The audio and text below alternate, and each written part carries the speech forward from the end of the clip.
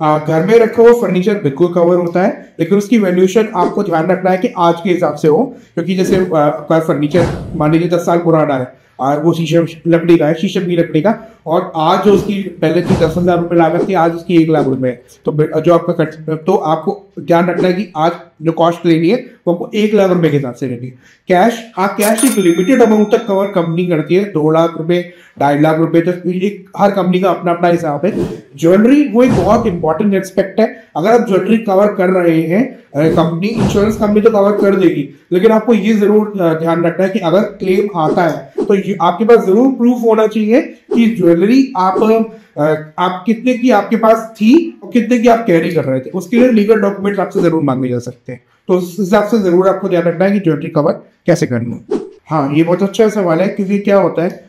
इसमें अगर जब वो घर उसने लोन पे लिया हुआ है और जब वो लोन पे लेने के बाद बैंक उनसे बोलता है कि भाई आप होम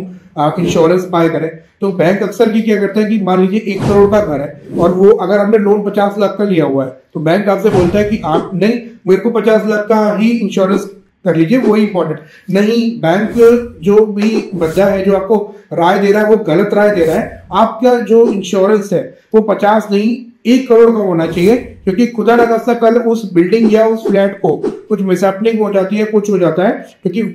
उस फ्लैट या उस घर की वैल्यू 1 करोड़ है,